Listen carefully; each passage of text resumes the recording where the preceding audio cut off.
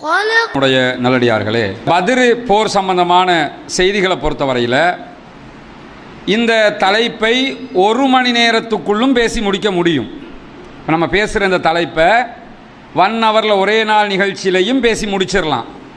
இதே நேரத்தில் சரியாக பேசினோம்னா 30 நோன்புக்கும் பேசவும் முடியும். ஏன்னா இது சாதாரணமாக நடந்த ஒரு யுத்தம் அல்ல. இஸ்லாமிய வரலாற்றில் முதலாவது யுத்த களமாக இருக்கிறது.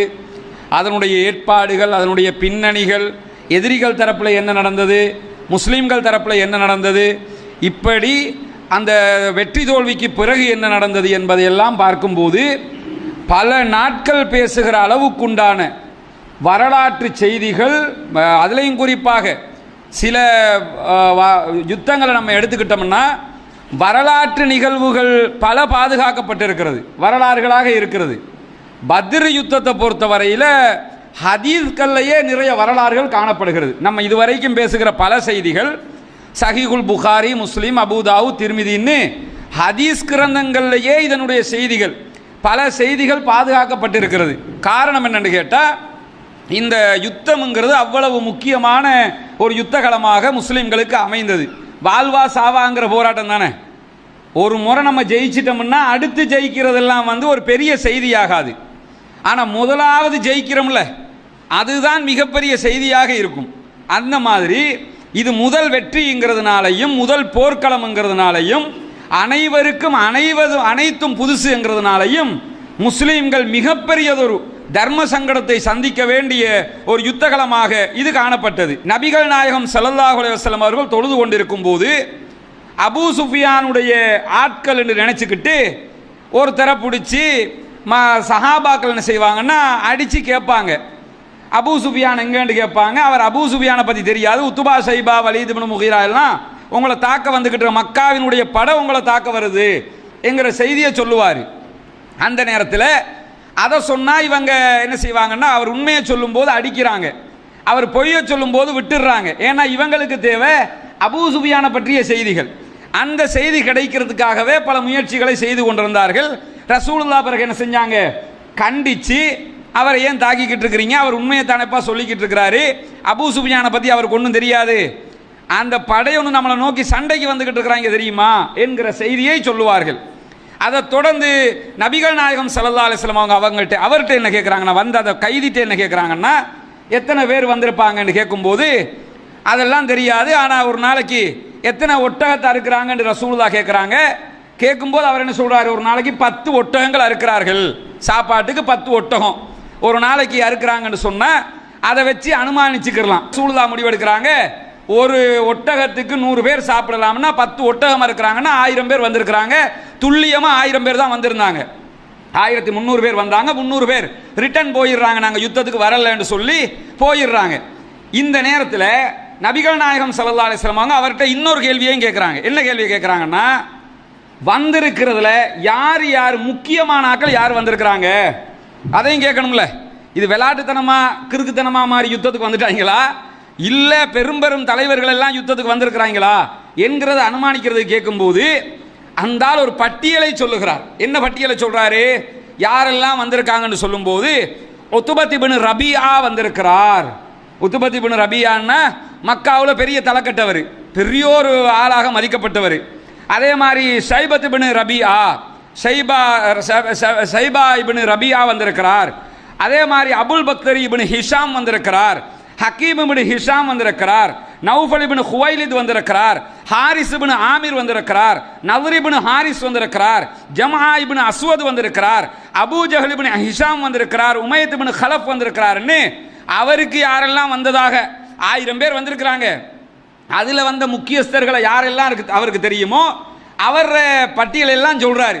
இதில் இந்த அபூ ஜஹல் இப்னு ஹிஷாம் அவர் தான் படை தளபதி, அவர் தான் உலகத்துக்கே தெரியுமே. மற்ற கொஞ்சம் பேரை அப்பப்போ கேள்விப்பட்டாலும் இவர் அடிக்கடி கேள்விப்படும். உமையத் இப்னு கலஃப், உத்பத் இப்னு ரபியா, ஷைபத் இப்னு ரபியா எல்லாம் அடிக்கடி நாம் கேள்விப்படக்கூடிய பெயர்கள், மக்காவினுடைய பெரும் தலைவர்களாக இருந்தவர்கள். இந்த செய்தியை ரசூலுல்லாஹ் கேட்டதோட சஹாபாக்களுக்கு சொல்கிறார்கள், நபித்தோழர்களே நன்றாக ஒன்றை புரிந்து கொள்ளுங்கள், மக்கா தன்னுடைய ஈரக்கொலைகளையே கொட்டி இருக்கிறது அப்படிங்கிறாங்க. எதுக்கு சொல்றாங்கன்னா, இப்போ நம்ம வாழ்வா சாவான்னு நிற்கிறோம், நம்ம யாரோட மோதப்போ அங்க ஒருத்தனுமே இல்லை. மக்காவினுடைய ஈரல் எதுவோ அதுவே இங்க வந்திருக்குது.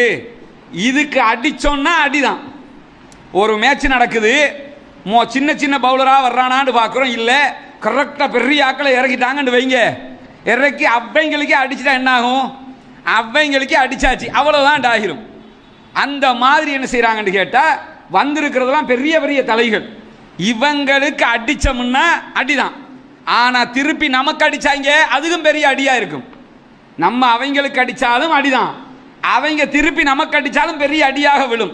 அதனால தான் ரசூலுல்லாஹ் சொல்கிறாங்க, மக்கா தன்னுடைய ஈர கொலைகளையே அப்படியே கொண்டு வந்து கொட்டி இருக்குது அப்படின்னு சஹாபாக்களுக்கு சொல்லுறாங்க. சொன்னதுக்கு பிறகு என்ன ஆகுதுன்னு கேட்டால், முதல் நாள் இரவு, முதல் நாள் நாளைக்கு யுத்தம் நடக்க போகுது. இன்னைக்கு இரவு சில சம்பவங்கள் நடைபெறுகிறது. பத்ர் களத்தில் என்ன சம்பவங்கள் நடக்குதுன்னு கேட்டால், நபிகள் நாயகம் ஸல்லல்லாஹு அலைஹி வஸல்லம் அவங்க ஒரு கூடாரத்துக்குள்ளே இருக்கிறாங்க.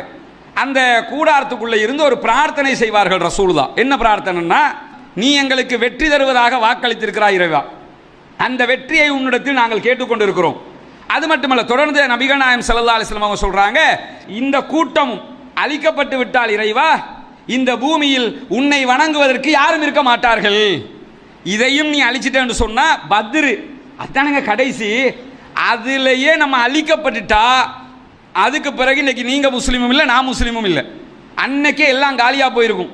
நீங்க ஏதாவது ஒரு பண்டாரியா இருந்துட்டு போவியே, இன்னும் அப்படி ஒவ்வொன்றா தான் இருந்துட்டு போவோமே தவிர இஸ்லாம்ங்கிற ஒன்னே இல்லாம போயிருக்கும். அதைத்தான் ரசூலுல்லாஹ் சொல்றாங்க, இறைவா இந்த கூட்டமும் அழிக்கப்பட்டு விட்டால் உன்னை வணங்குவதற்கு இந்த பூமியிலே யாரும் இருக்க மாட்டார்கள். இந்த பிரார்த்தனையை தான் நம்ம எப்பயும் ஓதணும்.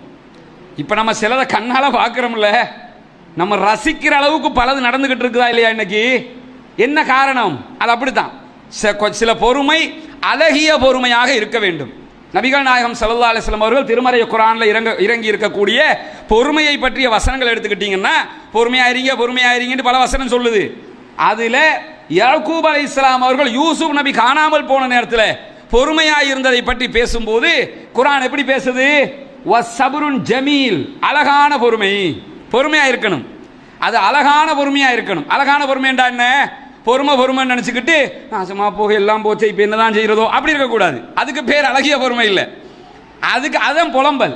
பொறுமைண்டா புலம்பணும், யார்ட்ட? அல்லாட்ட புலம்பணும். இறைவா இப்படி ஆயிடுச்சு, நீ தான் பார்க்கணும், அல்லாட்ட கண்ணீர் விட்டு அழணும், அல்லாட்ட கதறணும். அதுதான் அழகிய பொறுமை. மக்கள்கிட்ட கதறிக்கிட்டு இருக்கக்கூடாது. இது மாதிரி நிலைமைகள் நமக்கு கஷ்டம் வரும்போது ரசூலுல்லாஹ் எங்க என்ன முன்மாதிரின்னு பார்க்கணும். இந்த பத்ர் போர் என்பது பல விவகாரங்களுக்கு முன்மாதிரி. ரசூலுல்லாஹ் இந்த பிரார்த்தனையை கேட்டுக்கொண்டே ஒரு டைம்ல கேட்டுக்கொண்டே இருக்கிறார்கள். இறைவா வெற்றி தருவேன் என்று சொல்லி இருக்கிறாய், உன்னுடைய வெற்றியை எதிர்பார்க்கிறோம். இந்த கூட்டமும் அழிக்கப்பட்டு விட்டால் இனிமேல் இந்த மார்க்கத்தை சொல்வதற்கு, கேட்பதற்கு, படிப்பதற்கு, வாழ்வதற்கு இந்த உலகத்தில் யாருமே இருக்க மாட்டார்கள். இறைவா நீ வெற்றியை தர வேண்டும். அகமதுல வரக்கூடிய ஒரு ஹதீஸ்ல நபிகள் நாயகம் ஸல்லல்லாஹு அலைஹி வஸல்லம் அவர்கள் இரவு முழுவதும் மரத்துக்கு கீழால் இருந்து கொண்டு, கூடாரம் மரத்துக்கு கீழே கூடாரத்துக்குள்ள இருந்து கொண்டு நபிகள் நாயகம் ஸல்லல்லாஹு அலைஹி வஸல்லம் அவர்கள் அழுது தொழுது இந்த பிரார்த்தனையை கேட்டுக்கொண்டே இருந்தார்கள். அத்தனை பேரும் சஹாபாக்கள் தூங்க சொல்லிட்டாங்க. ரசூலுல்லாஹ் நாளைக்கு யுத்தம், அவங்க தூங்குறாங்க. நபிகள் நாயகம் ஸல்லல்லாஹு அலைஹி வஸல்லம் அவர்கள் அழுது இந்த கோரிக்கையை வைத்துக் கொண்டே இருக்கிறார்கள். அப்பொழுதுதான் நபிகள் நாயகம் ஸல்லல்லாஹு அலைஹி வஸல்லம் அவர்களிடத்தில் அபூபக்கர் சித்திக் ரலியல்லாஹு அன்ஹு சொல்றாங்க, யா ரசூலல்லாஹ் போதும், நீங்க எவ்வளவு துஆ கேட்டுட்டீங்க, நீங்க கேட்க வேண்டிய அளவுக்கு உங்களுடைய இறைவனிடத்தில் மன்றாடி விட்டீர்கள் இறைவா, அதனால கண்டிப்பாக நம்ம அல்லாஹ் கைவிட மாட்டான் என்று சொல்லும்போது நபிகள் நாயகம் ஸல்லல்லாஹு அலைஹி வஸல்லம் அவர்கள் சொல்கிறார்கள், அபூபக்கர் ரலியல்லாஹு அன்ஹு அவர்களை பார்த்து, அபூபக்கரே அப்ஷிர் யா அபூபக்கர் ஹாதா ஜிப்ரீல், அபூபக்கரே நான் உண்மையிலே நிறைய மன்றாடிட்டேன், மன்றாடியதற்கு பிரதிபலனும் கிடைத்திருக்கிறது. நீங்கள் நம்முடைய தோழர்களிடத்தில் போய் சொல்லுங்கள், ஜிப்ரீல் வந்திருக்கிறார், இந்த யுத்தத்தில் நீங்கள் மட்டுமில்லை உங்களோடு ஜிப்ரீல் இருக்கிறார் என்பதை போய் சொல்லுங்கள். எப்படி இருக்கும் சஹாபாக்களுக்கு? நம்ம மட்டும் வெறும் 300 பேர், 318 பேர், ஆயுதங்கள் ஒரே ஒரு குதிரை, அதே மாதிரி ஒரு 3 பேர் ஒரு ஒட்டகத்தில் போக வேண்டி இருக்குது. இப்படி இவ்வளவு ஒரு வறண்ட நிலையில் இருக்கக்கூடிய ஒரு யுத்தத்தை சந்திக்கிறோமே. யுத்தம்னா ஆயுதம் தானே முக்கியம், அது கூட நம்மகிட்ட கரெக்டா இல்லையே. அப்படி இருக்கும்போது எப்படி இதை எதிர்கொள்ள போறோம் இருக்கிற நேரத்தில் அல்லாஹு தஆலா உத்வேகம் கொடுக்கிறான். எப்படி தெரியுமா? நீங்க மட்டும் யுத்தம் பண்ணல, நீங்க பண்ண போறது உலகத்துக்கு ஃபார்மாலிட்டிக்கு. மெயின் கான்செப்டே இருக்குது. ஜிப்ரீல் வர்றாரு. ஜிப்ரீல் அலைஹிஸ்ஸலாம் அவர்களும் மலக்குமாருடைய படையும் நேரடியாக களத்தில் இறங்கி உதவுகிற அளவுக்கு அல்லாஹு தஆலா உதவி செய்தான். அதுதான் நம்மிடத்தில் இருக்க வேண்டிய ஈமானிய உறுதி. இதில் கிடைக்கிற படிப்பினை என்ன தெரியுமா? இந்த ஏகத்துவத்தை ஏற்றுக்கொண்டால், கொள்கையை ஏற்றுக்கொண்டால், இந்த கொள்கையில் எவ்வளவு ஆழமாக உறுதியாக இருக்கிறோமோ அவ்வளவு ஆழமாக சோதிக்கவும் படுவோம். அதே அளவு ஆழமாக நமக்கு அல்லாஹ்வினுடைய உதவியும் கிடைக்கும், சோதனையும் வரும். அதே மாதிரி உதவியும் கிடைத்து கொண்டே இருக்கும். அதனால இது மாதிரி கஷ்டங்கள் வரும்போது, துன்பங்கள் வரும்போது ரசூலுல்லாஹ் பத்ர் போரிலே ஓதிய இந்த பிரார்த்தனையை நாம் நினைத்துக் கொள்ள வேண்டும். அதே மாதிரி அல்லாஹ் தஆலா இந்த யுத்தத்தில் சஹாபாக்களுக்கு நிறைய ஒரு புத்துணர்ச்சியை கொடுக்குறான். ஒரு நல்ல உற்சாகம் ஒன்று கிடைக்குது. எப்படியெல்லாம் கிடைக்குது? அன்னைக்கு நைட்டு நடக்கிற சம்பவங்கள் இதெல்லாம். அதாவது ஒரு மழை பெய்யுதுங்க. அந்த மழை எப்படின்னு கேட்டால், சஹாபாக்களுக்கு ஒரு மெல்லிய தூறல். ரசூலுல்லாஹ் இருக்கிற பக்கத்தில் பெரிய மழை அப்படி பெய்யும்ல, திடீர்னு பார்த்தீங்கன்னா இங்கே கட்டும் மழையாக இருக்கும். மாளிகாவத்த ரோடுக்கு, மெயின் ரோடுக்கு அந்த பக்கம் பார்த்தீங்கன்னா ஒரு சொட்டு மழை பெய்ஞ்சிருக்காது. அப்படி முழு உலகத்துக்கும் ஒரே டைமில் மழை பெய்கிற மாதிரி இல்லைல்ல, அப்படி பெய்யும். அது இறுதி யாஜூஜ் மௌஜூஜ் வந்து கொல்லப்பட்டதற்கு பிறகு அவங்கள கழுவி வீசுறதுக்காக ஒரு மழை வரும். முழு உலகம் பூராவும் அந்த மழை பெய்யும். அது தனியான சம்பவம். அது இல்லாமல் அப்படி பெய்கிறது இல்லை, அங்கங்கே தான் பெய்யும். இந்த மழை எப்படி பெய்யுதுன்னு கேட்டால், சஹாபாக்களும் நபிகள் நாயகமும் இருக்கிற பகுதியில் மழை பொழிகிறது. அது எப்படின்னா ஒரு சின்ன தூறல், லைட்டா ஒரு தூறல் வருகிறது. அது எதுக்கு அந்த மழை எப்படி உதவுதுன்னு கேட்டால், பாலைவன மணல்கள் மணலாத்தானே இருக்கும். அந்த மணல் வந்து அங்கிட்டு இங்கிட்டு நகர்ந்துக்கிட்டே இருக்கிற மாதிரி இருக்கும். கால் வச்சு நடக்க முடியாத கஷ்டங்களாக இருக்கும். ஒரு அளவுக்குண்டான ஒரு மழை பெஞ்சா அந்த மண்ணெல்லாம் இறுகி நின்றுக்கிறோம், நல்லா நடக்க முடியும். அந்த மாதிரிக்கு உதவும் விதமாக சஹாபாக்களுக்கு அந்த மழை அமைகிறது. காவிர்களுக்கு எப்படி அமையுதுன்னு கேட்டால், கடுமையான அட்டை மழையாக பெய்யுது. பெய்து ஹோண்டு அடிக்குது, திருப்பி நிற்குது, திரும்ப ஹோண்டு அடிச்சுக்கிட்டு இருக்குது, திரும்ப நிற்குது. எப்படி இருக்கும்? 1000 பேரோட அவ்வளவு கூட்டமாக வந்து ஒரு இடத்துல நிற்கும் போது இவ்வளவு மழை பெஞ்சா அவங்களுக்கு தாக்கு பிடிக்க முடியாது. அந்த மாதிரி ஒரு கஷ்டம் அவர்களுக்கு கிடைக்கிறது. சஹாபாக்களுக்கு அந்த கஷ்டம் இதில் இல்லை. சின்ன தூறல் மழை ஒன்று. அதோட சேர்த்து அல்லாஹ் என்ன செய்யறான்னு கேட்டால், ஒரு சின்ன தூக்கத்தை கொடுக்குறான். நல்ல அழகான நிம்மதியான தூக்கம் சஹாபாக்களுக்கு. அல்லாஹ் தஆலாவே திருமறை குர்ஆன்ல என்ன செய்யறான்னு கேட்டால், இந்த செய்தியை சொல்லி தர்றேன் உங்களுக்கு. சிறிய ஒரு தூக்கத்தை அல்லாஹ் தஆலா ஏற்படுத்தினானே, அதை நினச்சி பாருங்க.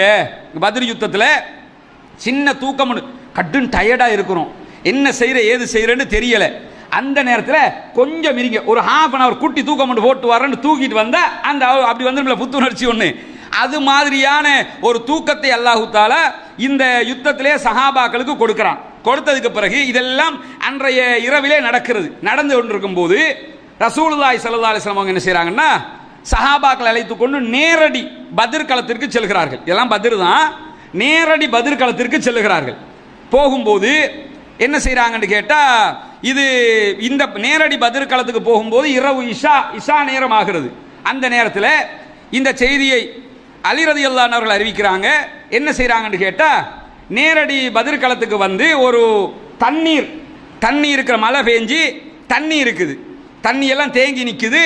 அந்த மாதிரி ஒரு இடத்துல, அது தற்காலிகமாக தான் தேங்கும். பாலைவனத்துலலாம் எடுத்துக்கிட்டிங்கன்னா நிரந்தரமாக தண்ணி தேங்கி நிற்காது, நிரந்தரமாக ஆறு ஓடவும் செய்யாது. அது மாதிரியான செட்டப்பு அங்கே இல்லை. இப்போ மதீனாவே நீங்கள் எடுத்துக்கிட்டீங்க, மக்காவை எடுத்துக்கிட்டிங்கன்னா தாயிஃபில் குழுன்னு இருக்கும், நிரந்தரமாக அங்கேயும் தண்ணி நிற்காது. அதே மாதிரி மதீனாவிலையும் அந்த ஆற்றுப்படுக்கைகள் இருக்கிறது, நிரந்தரமாக இல்லை, தற்காலிகமாக இருக்கும். அப்படி மழை பெஞ்சா நிறையும், மழை இல்லைன்னா அவ்வளவுதான். நம்ம நாட்டில் அப்படி இல்லைல்ல, மழை பெஞ்சாலும் பெய்யாட்டி யார் மகாவலி கங்கை, அந்த கங்கை, இந்த கங்கைண்டு 1000 கங்கை இருக்குது இங்கே. அந்த நாடுகள் அப்படி கிடையாது, வறண்ட பூமிகளாக இருக்கக்கூடியது. அந்த நேரத்தில் மழை பெஞ்சதுனால கடுமையான தண்ணீர் நிலைகள், நிறைய இடத்துல தண்ணி தேங்கி இருக்குது. மழை தண்ணி மணலில் தேங்கி இருக்கும்போது அதை குடிப்பதற்கு பயன்படுத்தி கொள்வார்கள். ரசூலுல்லாஹ் என்ன செய்கிறாங்கன்னு கேட்டால், தன்னுடைய படையை எடுத்துக்கிட்டு போய் இப்படி ஒரு பெரிய நீர் நிறைஞ்சிருக்கக்கூடிய குளம் மாதிரி சின்ன ஒரு இடத்துல என்ன செய்கிறாங்கன்னா போய் நிறுத்துறாங்க. நிறுத்தி என்ன யோசிக்கிறாங்கன்னு, நல்ல இடமா இருக்கும், நாளைக்கு யுத்தத்தில் தண்ணிகள் தேவைப்பட்டா பக்கத்தில் தண்ணி இருக்குது, எடுத்து குடிச்சிக்கலாம்ல. அதுக்கேற்ற மாதிரி ரசூலுல்லாஹ் போய் நிறுத்துறாங்க. உடனே ஹுபாப் இப்னு முன்திர் ரலியல்லாஹு அன்ஹு வந்து கேட்குறாங்க, யா ரசூலல்லாஹ், இந்த இடம் எதுக்கு தேர்வு செஞ்சீங்க அப்படின்னு. இல்லை, ஒரு யுத்த தந்திரம் தான் அப்படிங்கிறாங்க ரசூலுல்லாஹ். எனக்கு விளங்குது, இந்த இடம் நல்ல மண் விளங்குது. அவர் கேட்குறாரு, இது வஹியான்னு கேட்குறாரு. வஹியில் தேர்வு செஞ்சுருக்கிறீங்களா இல்லை நீங்கள் யுத்த தந்திரமாக தேர்வு செஞ்சிருக்கிறீங்களா? வகி எல்லாம் இல்லை, யுத்த தந்திரமாக முடிவெடுத்திருக்கிறேன். உடனே ஹுபாப் இப்னு முந்திர் ரலியல்லாஹு அன்ஹு சொல்கிறாங்க, அப்படின்னா இந்த இடம் நமக்கு சூட்டபிள் இல்லை. அவர் ஒரு இராணுவத்தில் ரொம்ப தேர்ச்சி பெற்றவர். உடனே ரசூலுல்லாஹ் அதை கேட்டுக்கிறாங்க, அப்படியா அப்போ என்னப்பா செய்யணும் அப்படின்னு கேட்கும்போது, நம்ம இங்கே இருந்து வாங்க வேற ஒரு இடத்துக்கு போகணும்னு கூட்டிகிட்டு போகிறாரு. அது எந்த இடம்னு கேட்டால், இதுக்கு முன்னாடி நிறைய நீர்நிலைகள் இருக்குது, நிறைய தண்ணீர் தேங்கின இடமெல்லாம் இருக்குது. இதுக்கு அதை தாண்டித்தான் அதாவது பத்ரில் எதிரிகள் இருக்கிறார்கள். இந்த பக்கம் மதீனா இருக்குங்க, மதீனா இந்த பக்கம் 2 மலைகள் இருக்கும், மலைக்கு இடையால தான் மதீனாவுக்கு போகிற வழி இருக்கும், கணவாய் இருக்கும். இந்த பக்கமும் மலைகள் இருக்கும். இந்த 2 தரப்பு மலைகளுக்கும் நடுவால தான் மக்காவுக்கு போகிற வழி இருக்கும். இந்த பக்கம் மலை, இந்த பக்கம் மலைன்னு வச்சுக்கிறங்க. இந்த 2க்கும் இடையில தான் மக்காவுக்கு போகிற வழி இருக்கும். இந்த 2 மலைக்கும் இடையில மதீனாவுக்கு போகிற வழி இருக்கும். சஹாபாக்கள் இந்த மலையோட ஒட்டி இருக்கிறாங்க, மக்கா காபீர்கள் அந்த 2 மலைக்கும் இடையில வழியோட ஒட்டின மாதிரி நிற்கிறாங்க. இப்படி தான் அந்த படை இருக்குது. இந்த 2 படைகளுக்கும் நடுவில் நிறைய இடங்கள்ல தண்ணி தேங்கி இருக்குது. இவர் ஹுபாப் இப்னு முந்திர் ரலியல்லாஹு அன்ஹு என்ன செய்றாங்கன்னா, புத்திசாலித்தனமா யார சொல்லலாம், இது நமக்கு சூட்டபிளான இடம்ல கிளம்புங்க அப்படின்னு சொல்லி இந்த எல்லா நீர்நிலைகளையும் தாண்டி கடைசிக்கு ஒரு நீர்நிலை இருக்கும்ல தண்ணி, அந்த இடத்துக்கு கூட்டு போறாரு. அப்புறம் சஹாபாக்களுக்கு பின்னுக்கு நிறைய நீர்நிலைகள் இருக்குது. எல்லா தண்ணீரும் ரசூலுல்லாஹ்வுடைய தோழர்களுக்கு பின்னாடி வந்துருச்சு. உதாரணத்துக்கு ஒரு 10 கிணறு மாதிரி இருக்குதுன்னு வைங்க, 10 கிணறு பின்னாடி வந்துருச்சு. 11வது கிணறு மட்டும்தான் ஃப்ரீயா இருக்குது. அவங்களுக்கு ஒண்ணுமே இல்லை, அந்த 11வது இவங்க தான் பிடிச்சி வச்சிருக்கிறாங்க. இப்ப ஹுபாப் இப்னு முந்திர் என்ன சொல்றாங்கன்னா, யார் சொல்லலாம், இப்ப இந்த கிணறுகள் எல்லாத்தையுமே மூட சொல்லுங்க, தண்ணி தேங்கி இருக்கிற இடமெல்லாம் மூடிட சொல்லுங்க, அது நமக்கு தேவையில்லை, நமக்கு தண்ணி இதுல போதும். ஏன் மூட சொல்லணும்னா, எதிரிகளை எல்லா பக்கமும் வீழ்த்தணும், அவன் தண்ணி இல்லாம சாகணும். நமக்கு தண்ணி இருக்குது, தேவைப்பட்ட நமக்கு தண்ணி குடிச்சுக்கலாம். அவன் நம்மளை தாண்டி வந்து தண்ணி குடிக்கவும் போகவும் கூடாது, முன்னாடி வந்து தண்ணி குடிக்கவும் கூடாது. இருக்கிற ஒன்றும் நமக்கு சொந்தமாக இருக்கணும். ரசூலுல்லாஹ் உடனே ஹுபாப் இப்னு முந்திர பாராட்டுறாங்க, சூப்பர் ஐடியா, அப்படியே செஞ்சிடும், எல்லாத்தையும் மூடுங்கிறாங்க. அடிதானே, எல்லா பக்கத்தானே அடிக்கணும், மூடுங்க அப்படின்னு சொல்லி என்ன செய்யறாங்கன்னா, நல்ல யோசனை சொல்லி மூட சொல்கிறார்கள். மூடினதுக்கு பிறகு சாத் இப்னு முஆத் ரலியல்லாஹு அன்ஹு வர்றாங்க. ரசூலுல்லாஹ் ராணுவ தளபதி தான், அதுக்கும் தலை சிறந்த ராணுவ தளபதி, அல்லாஹ்வுடைய தூதர். ஆனாலும் யார் சொன்னாலும் கேட்டுக்கிடுவாங்க. நல்ல ஐடியாவா? அதுதான் ஒரு தலைவனுக்குரிய ஒரு தன்மையாக இருக்கணும். ஒரு தலைவனுன்னா கோட்டா மாதிரி இருக்கக்கூடாது. எப்படி இருக்கணும் சொன்ன, அப்படியா சரி கேட்டுக்கிறணும். என்னன்னா ஒருவன் சொல்லும் போது அது சரியா பிள்ளையா, 2வது சொல்லுங்க, பிள்ளையா இருந்தா ஏத்துக்கிற மாட்டோம், அவ்வளவுதான். ஆனா கேட்கணும்ல, முதல்ல ரசூலுல்லாஹ் காது கொடுத்து கேட்டு நல்ல ஐடியான்னு சொல்லி ஏத்துக்கிறவும் செய்யறாங்க. அதுதான் நபிகள் நாயகத்துடைய தலைமை பண்பாக ரசூலுல்லாஹ் காட்டி தருகிறார்கள். 2வது இந்த சாத் இப்னு முஆத் ரலியல்லாஹு அன்ஹு வந்து இன்னொரு ஐடியாவை சொல்றாங்க. யார் ரசூலுல்லாஹ், எங்கிட்ட ஒரு யோசனை இருக்குது, சொல்லுங்க சாது. சாத் இப்னு முஆத் யாரு, மதீனாவினுடைய தலைவர்களில் ஒருவர். அவர் வந்து சொல்றாரு. என்ன அவர் சொல்றாருன்னு கேட்டா, யார் ரசூலுல்லாஹ், உங்களுக்கு நாங்கள் ஒரு உயரமான இடத்துல ஒரு தங்குறதுக்கு ஒரு இடம் கட்டி தருகிறோம், பரணி மாதிரி மேலே அப்படி நின்று பார்த்தீங்கன்னு சொன்னால் எல்லாத்தையும் கண்காணிக்கலாம். நாங்களும் உங்களுக்கு தெரியும், எதிரிகளுடைய படையும் தெரியும், கமெண்ட் பண்ணுறதுக்கு ஈஸியாக இருக்கும். உயரமான இடத்துல நின்னா கமெண்ட் பண்ணலும்ல, பார்த்துக்கிட்டான் எல்லாம் சரியா இருக்குது அப்படின்னு சொல்றதுக்கு ஏதுவாக இருக்கும். அது மாதிரி ஒரு இடத்தை உங்களுக்கு நாங்கள் கட்டி தருகிறோம். அதோட சேர்த்து பக்கத்தில் உங்களுக்கு பாதுகாப்பாக ஒரு படை நிற்கும், ஒரு இளைஞர் படை ஒன்று உங்களுக்கு பாதுகாப்பாக நிற்கும். அத்தோடு உங்களுக்கு தேவையான வெஹிக்கிள், வாகனம், ஒட்டகம் நிற்கும் அங்க. இதெல்லாம் சொல்றாரு. சொல்லிட்டு சொல்றாரு, நாளை நாம் போராடுகிற நேரத்தில் நம்முடைய யுத்தத்திலே நாம் வெற்றி பெற்று விட்டோம் என்றால் நாம் நினைத்தபடிதான் நடந்ததாகவே அது இருக்கட்டும். நம்ம ஜெயிச்சிட்டோம்னா சந்தோஷம் தானே, நம்ம நினைச்சது மாதிரி தானே, வெற்றி தானே. நம்ம ஜெயிச்சிட்டோம்னா யார சொல்லலாம், ஒரு பிரச்சனையும் இல்லை. நம்ம நினைச்சது மாதிரி தான் வெற்றி கிடைச்சதுன்னு சொல்லி கொட்டியை தூக்கிட்டு நம்ம போயிடலாம், ஒரு பிரச்சனையும் கிடையாது யார சொல்லலாம். இதே நேரத்தில் மாற்றமாக நடந்தால், வெற்றிக்கு பதிலாக தோல்வி வந்து விட்டது, ரெண்டையும் எதிர்கொள்ளணும்ல. வெற்றியும் வரலாம், வெற்றி வரணுங்கிறதா நம்மளோட விருப்பம், தோற்றுவிடவும் கூடும். அதனால தோல்வி அடைந்து விட்டோம் என்றால் இறை தூதர் அவர்களே, நீங்க என்ன செய்யுங்கன்னா உடனே கீழே இறங்குங்க. உங்களை சுத்தி இந்த படை இருக்கும், வாகனம் இருக்கிறது, எடுத்துக்கிட்டு கிளம்பி மதீனாவுக்குள்ள போயிருங்க. பின்னாடி அவங்களுக்கு பின்னாடி தான் மதீனா இருக்குது, மதீனாவுக்குள்ள நுழைஞ்சிருங்க. அங்க நுழைஞ்சிட்டீங்கன்னு சொல்லி சொன்னா அங்க இன்னும் பல பேர் இருக்கிறார்கள், அவங்களுக்கு நீங்க யுத்தத்துக்கு தான் வந்திருக்கிறீங்கன்னு தெரியாது. அவர் சொல்றாரு, நீங்க யுத்தத்துக்கு தான் வந்திருக்கிறீங்கன்னு அவங்களுக்கு தெரியாது. யார சொல்லலாம், தெரிந்திருந்தால் உங்களை இப்படி விடவும் மாட்டார்கள். ஏன்னா ரசூலுல்லாஹ் வந்த இடத்துல யுத்தம் ஆகிடுச்சு, ரசூலுல்லாஹ் பின்னுக்கு ஆக்கள் வாங்கன்னு கூப்பிடவும் இல்லை, வந்ததை சந்திக்கணும்னு நின்றுட்டாங்க. அப்போ அவர்களுக்கு தெரியாது யார் ரசூலுல்லாஹ், இந்த யுத்தம் முடிகிற வரைக்கும் அவங்களுக்கு தெரியாது பத்ர் நடந்தது, மதீனா மக்களுக்கே தெரியாது யுத்தம் நடந்தது என்பது. அப்போ அவங்களுக்கு தெரியாது. இதே நேரத்தில் அவங்க வந்து எங்களை விட அவர்கள் உங்களை நேசிக்கிறார்கள். சாத் இப்னு முஆத் ரலியல்லாஹு அன்ஹு சொல்றாங்க, நாங்கள் உங்களை உச்சகட்டம். இவர் அதாவது இது ஒரு மேன்மையான பேச்சு. எப்படி மேன்மையான பேச்சு? இவர் உயிரை கொடுக்கறதுக்கு வந்திருக்காருங்க, ரசூலுல்லாவுக்காக உயிரை கொடுக்கறதுக்கு வந்து நிற்கிறவர் சொல்றாரு, எங்களை விட அவங்க உங்களை நேசிக்கிறாங்க. உயிரை கொடுக்கறத விட என்ன நேசம்? அதையே அவர் என்ன சொல்றாருன்னா அது குறைவுங்கிறாரு. அவர ஈமான், அவர பணிவை பார்த்தீங்களா? நம்ம என்ன சொல்றோம், எங்களோட ஈமான் எப்படி தெரியுமா, நாங்கள் இரவைக்கு தக்பீர் கட்டினோம்னா அதுக்காமத்து சலா சொல்லும் போது தான் எனக்கு தஹஜ்ஜத்தே முடியும். நம்மளோட ஈமானை நம்ம அப்படி தான் காட்டுவோம். சஹாபாக்கள ஈமான், அவங்களோட ஈமான் அவங்களோட உள்ளத்தில் வச்சுக்கிடுவாங்க. மற்றவர்களோட ஈமானோட ஒப்பிட்டு நான் பெரிய ஈமான்தாரின்னு காட்ட மாட்டாங்க. என்ன சொல்றாங்கன்னா, நாங்கள் யார சொல்லலாம் உங்களோட இங்கே வந்துட்டோம், ஆனால் எங்களை விட உங்களை நேசிப்பவர்கள் அங்குதான் இருக்கிறார்கள். ஆனால் உண்மை அது இல்லைல்ல. உண்மை எதுன்னு கேட்டால் உயிரை கொடுக்க வந்திருக்கிறார்கள் இவர்கள், இதை விட ஒரு நேசம் இல்லை. ஆனால் அவர் சொல்றாரு, எங்களை விட அவங்க உங்களை நேசிக்கிறாங்க யார சொல்லலாம். நீங்க யுத்தத்துக்கு தான் வந்திருக்கிறீங்க, யுத்தத்தை சந்திக்கிறீங்கன்னு அவங்களுக்கு தெரிஞ்சிருந்தா அவங்க உங்களை விட்டுருக்கவே மாட்டாங்க, உங்களோடு அவர்கள் வந்து போரிட்டு இருப்பார்கள். அதனால நீங்க ஏதாவது நடந்துருச்சுன்னா உடனே இறங்கி இந்த வெஹிக்கிள் வாகனத்தை ஒட்டகத்தை எடுத்துக்கொண்டு அங்க போயிருங்க, அவர்களிடத்தில் போயிருங்க. அவர்கள் உண்மையுடன் உங்களுக்காக நடந்து உங்களுக்காக போர் புரிந்து உங்களை பாதுகாப்பார்கள் அப்படின்னு சொல்லி சாத் இப்னு முஆத் ரலியல்லாஹு அன்ஹு நபிகள் நாயகம் ஸல்லல்லாஹு அலைஹி வஸல்லம் அவர்களுக்கு சொல்லுகிறார்கள். உடனே நபிகள் நாயகம் ஸல்லல்லாஹு அலைஹி வஸல்லம் அவங்க சாத் இப்னு முஆத் ரலியல்லாஹு அன்ஹு அவர்களை பாராட்டி இறைவனிடத்தில் அவருக்காக துஆ கேட்கிறார்கள். அவர் சொன்ன ஐடியாவும் ஒரு அருமையான ஐடியாங்கிறதுனால என்ன பார்க்குறாங்கன்னா, நம்ம மௌத்தானா பிரச்சனை இல்லை, நபிக்கு எதுவும் நடந்துடக்கூடாது. நபியை இறைவன் பாதுகாப்பானுங்கிறது ஒன்று.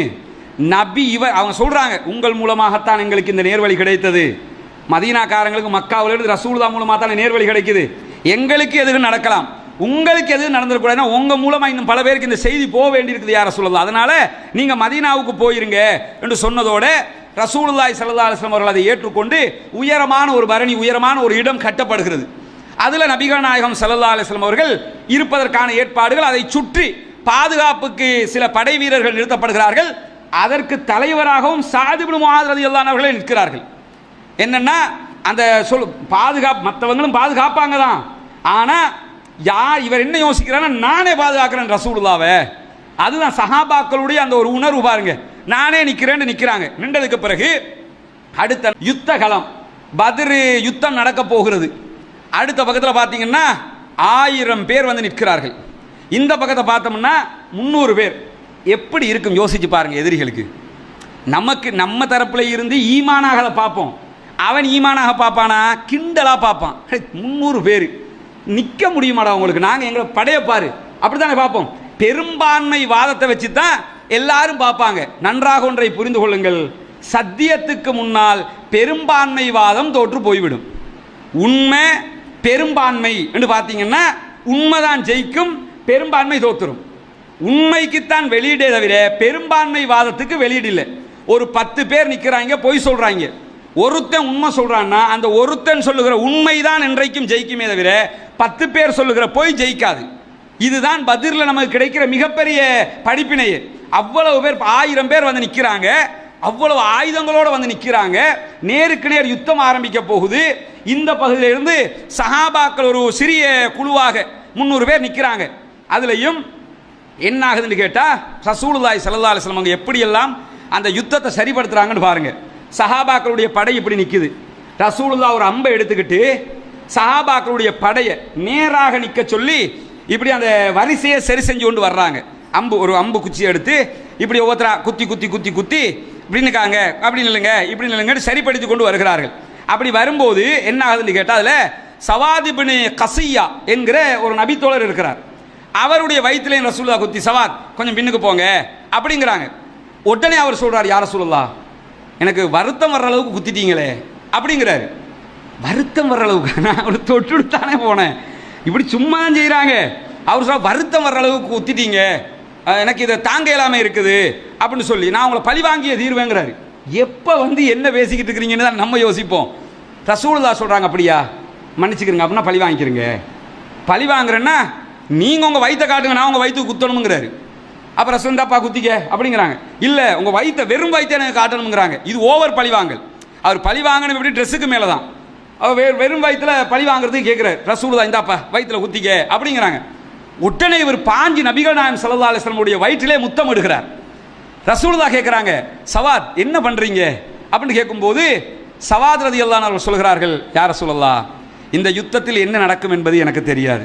நான் இருக்கலாம், மரணிக்கலாம், பிழைக்கவும் கூடும், சாகவும் கூடும். ஆனால் கடைசியாக நான் தொடுகிற உடல் உங்களுடைய உடலாக இருக்க வேண்டும் என்று நான் நினைத்தேன். உங்களுக்கு முத்தம் தர நினைத்தேன். அதற்காகத்தான் இப்படி செய்தேன். அவ்வளோ பெரிய ஒரு பரபரப்பான சூழல்ல சஹாபாக்கள் என்ன எவ்வளோ ஒரு இரக்கம், எவ்வளோ ஒரு பாசம் ரசூலுல்லாஹ் மேலே எப்படியெல்லாம் நடந்து கொள்கிறாங்கன்னு பாருங்க. நான் உங்களுக்கு முத்தம் தந்து விட்டு போக வேண்டும் என்று நினைத்தேன். உஹது யுத்தத்தில் இதே மாதிரி ஒரு சம்பவம் நடக்கும். உஹது யுத்தத்தில் இதே மாதிரி ஹந்தலா ரலியல்லாஹு அன்ஹு அவர்கள் பேரிச்சம்பழத்தை சாப்பிட்டு கொண்டு இருப்பார். நம்ம கடலை சாப்பிட்ற மாதிரி. பேரிச்சம்பழம்னா பேரிச்சம்பழத்தை தின்னு இருந்தாங்கன்னா கடலை சாப்பிடுவோம்ல, இப்படி வச்சுக்கிட்டு அது மாதிரி அவர் யுத்தம் நடந்துகிட்டு இருக்குது. அவர் மட்டும் போகத்தான் வேணும்.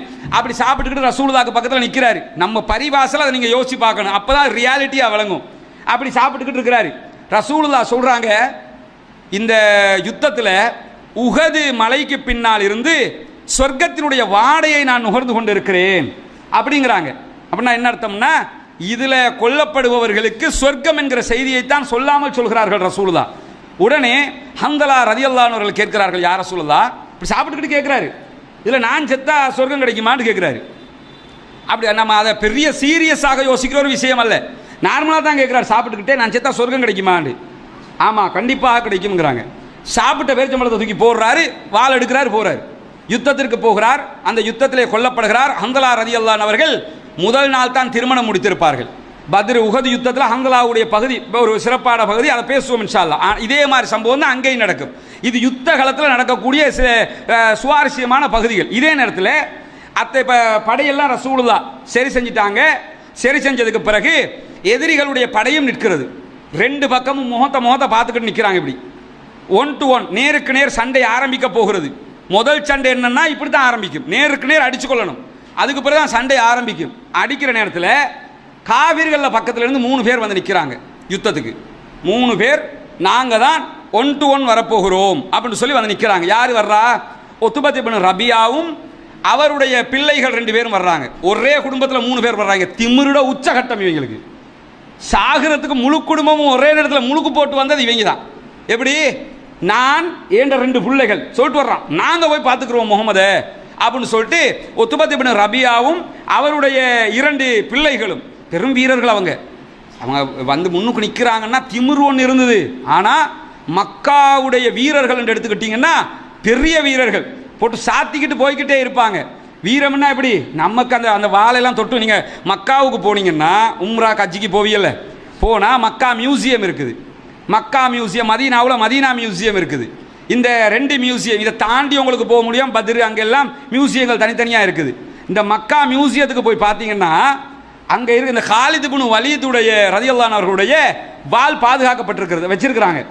அந்த வாழையெல்லாம் பார்த்தோம்னு வைங்க, நம்ம ஒரு 3 பேர் சேர்ந்து தூக்கணும். அதை நம்ம எல்லாம் அரபுகளுக்கு இப்போ இருக்கிற அரபுகள் அது அந்த அளவுக்கு எடுப்பாங்களான்னு தெரியல. இப்போ அவங்களும் அந்த வாளுகளை வச்சு அந்த விளையாடு, இப்போ வந்து சீரியஸ் யுத்தம் இல்லைல்ல.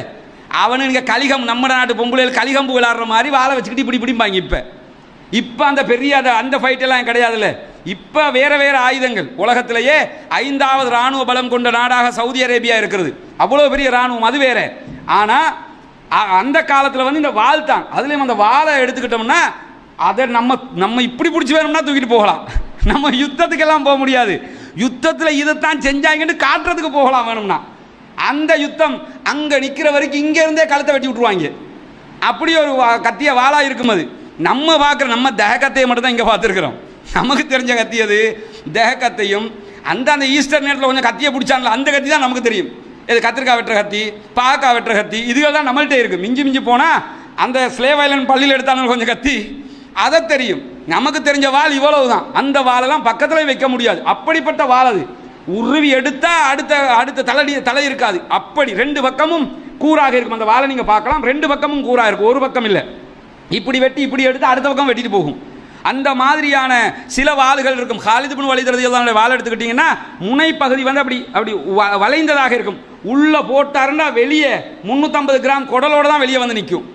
அப்படி ஒரு அந்த வளைச்சி அதுக்கேற்ற மாதிரி அவர் அவ்வளோ பெரிய தளபதியுடைய வாள் எப்படி இருக்கும். மற்ற தலைவர்கள் அது இருக்குது, அதை நீங்கள் பார்க்கலாம். அந்த மியூசியத்தில் போய் அதை பார்க்க முடியும். இவர் என்ன செய்கிறாருன்னா, இந்த உத்துபத் இப்னு ரபியாவும் அவருடைய 3 பேரும் பிள்ளைகள் 2 பேரும் முன்னாடி வந்து நிற்கிறாங்க. நாங்கள் தான் இன்றைக்கு உங்களோடு முதல் நேருக்கு நேர் மோத போகிறவர்கள். அப்போ உடனே சஹாபாக்கள் முஸ்லீம்கள் தரப்பில் இருந்து அவுஃப் இப்னு ஹாரிஸ் ரலியல்லாஹு அவர்கள், முஅவ்வித் இப்னு ஹாரிஸ் ரலியல்லாஹு அவர்கள், அப்துல்லாஹ் இப்னு ரவாஹா ரலியல்லாஹு அவர்கள், இந்த 3 பேரும் போகிறார்கள். இவங்களும் சாதாரணமான ஆட்கள் இல்லை. மதீனாவில் பெரிய தலைகள், மதீனாவில் பேர் சொல்லுகிற மிகப்பெரிய வீரர்கள். மதீனாக்காரங்க சாஃப்டா இருப்பாங்க, அது வேற. அது எப்ப வளமையில் சண்டைண்டு வந்து அது வேற. சண்டையில் ரசூலுல்லாஹ்வுடைய படைக்கு பக்கபலமாக இருந்தவர்கள், சாதாரணமானவர்களா? அவங்க போய் நிற்கிறாங்க. நிற்கும்போது அந்த உத்துபத் இப்னு ரபியா கேட்கிறான், நீங்க யாரு அப்படின்னு கேட்குறான். ஒன்று நீங்கள் யாருன்னா முகத்தை பார்த்துக்க, முகத்தை மறைச்சிருப்பாங்க இப்படி. அது அடுத்த குரூப் டைம் அப்படி கேட்பாங்க, நீங்கள் யாருன்னு. தெரிஞ்சவங்கள்ட்டே கேட்பாங்க, மாஸ்க் போட்டுருந்தா கேட்போம்ல நீங்கள் யாருன்னு. அது மாதிரி யுத்தத்தில் அப்படி தான் இருப்பாங்க, கவர் பண்ணி கொண்டு கேட்குறான் நீங்கள் யாருன்னு. சொல்லும்போது வந்தவங்க சொல்கிறாங்க, நான் அவுஃப் இப்னு ஹாரிஸ், முஅவ்வித் இப்னு ஹாரிஸ், அப்துல்லாஹ் இப்னு ரவாஹா. இந்த பேரை கேட்டதே இல்லையே, நாங்கள் மதீனாக்காரங்க. அப்போ உடனே அவர் சொல்கிறார், அந்த யுத்தத்தில் ஒரு தர்மம் இருக்குது. அவர் சொல்கிறாரு, நீங்கள் எங்களுக்கு ஈக்குவலான ஆட்கள் தான், அதை நாங்கள் மறுக்கலை. நீங்கள் யாருன்னு சொல்லலை, அவர் நீங்களாம் எங்களுக்கு தகுதி இல்லைன்னு சொல்லலை. நீங்கள் யுத்தம் செய்வதற்கு தகுதியான தலைவர்கள், அதை நாங்கள் மறுக்கலை. ஆனால் உங்களுக்கும் எங்களுக்கும் சண்டையே கிடையாது. நாங்கள் உங்களோட சண்டை பிடிக்க வரவும் இல்லை. நாங்கள் வந்தது என் சித்தப்பா மகனோட, பெரியப்பா மகனோட, மாமா மகனோட, மருமகனோட, மச்சானோட, சித்தப்பனோட, எங்கள் உறவுகளோட சண்டை பிடிக்கிறதுக்கு வந்திருக்கிறோம். உங்களுக்கும் எங்களுக்கும் சண்டையே இல்லை ராஜா, நீங்கள் ஒதுங்குங்க அப்படிங்கிறான். சொன்னதோட சொல்லிட்டு சொல்கிறான், முகம்மதே உங்களுடைய படையிலிருந்து எங்கள் இனத்தை சேர்ந்தவர்கள் இருந்தால் அனுப்புங்கள். எப்படி பேச்சு, எங்கள் இனத்தில் இருந்த அரபுகள் குறைஷிகள் இருந்தால் அனுப்புங்க அப்படிங்கிறான். ரசூலுல்லாஹ் ஒரு நிமிஷம் கூட வெயிட் பண்ணலை. உடனே என்ன செய்கிறாங்கன்னா, சஹாபாக்களை பார்த்து நபிகள் நாயகம் ஸல்லல்லாஹு அலைஹி வஸல்லம் சொல்றாங்க, ஹம்சா எழுமுங்கங்கிறாங்க. முதல் அடி, ஹம்சா எழுமுங்க. இந்த ஹம்சா யார் தெரியுமா? இவர் இந்த ஹம்சா ரதியல்லாஹு, உமர் ரதியல்லாஹு வீரத்தை பார்த்துருப்போம், ஒருத்தர் வரலாறு பார்த்துருப்போம். ஹம்சா ரதியல்லாஹுங்களை பொறுத்த வரையில் போதையிலேயே 2 ஒட்டகத்தை வெட்டுவார் அவர். நபிகள் நாயகம் ஸல்லல்லாஹு அலைஹி வஸல்லம் அவங்க அலி ரதியல்லாஹு அவங்களுக்கு, அலி ரதியல்லாஹு அன்ஹு திருமணம் முடிச்சாங்க ஃபாத்திமாவை. முடிச்சதுக்கு பிறகு வலிமா கொடுக்கல. வலிமா கொடுக்கறதுக்கு அவருக்கு வாய்ப்பு இருக்கல. இதுஹிர் என்ற ஒரு புல்லு வகை இருந்துச்சு அங்கே, ரொம்ப பெருமதியான புல்லு. அந்த புல்லை விற்பனைக்கு கொண்டு போய் போடுவாங்க ஆடு மாடு ஒட்டகத்துக்கு. அவர் புல்லு வியாபாரம் பண்ணிக்கிட்டு இருந்தார். இந்த புல்லை விற்று அதில் கிடைக்கிற வருமானத்தில் இருந்து நம்ம வலிமாவை கொடுப்போம் அப்படின்னு அவர் என்ன செஞ்சிருந்தாருன்னா ஏற்பாடு பண்ணியிருந்தார். நம்ம காலத்தில் மாறி இல்லை. நம்ம காலத்துலன்னா உங்கள் மகளை தானே நான் முடிக்கிறேன், அதனால 50-50 அப்படின்றாங்க. எப்படி, நான் வலிமாக உடனே நாங்கள் ஒரு 25 சகம், நீங்கள் ஒரு 25 சகம், இல்லைன்னா டூ இல்லை அவங்களை பொண்ணு முடியாதுன்றவாங்க. அது மாதிரி இல்லாமல் என்ன செய்கிறாங்கன்னு கேட்டால், நான் வலிமா கொடுக்கணும், வாய்ப்பு இல்லை, இதுக்கு புல்லை விற்று வலிமா கொடுப்போம்னு புல்லை கொண்டு வியாபாரத்துக்கு போட்டு சந்தையில் 2 ஒட்டகம் வேறு இருக்குது அவருக்கு. அந்த ஒட்டகமும் பெரிய அது வயசான ஒட்டகம் வேறு வச்சுக்கிட்டு, அதான் அவர்கிட்ட இருக்குது, வச்சுக்கிட்டு நிற்கிறாரு.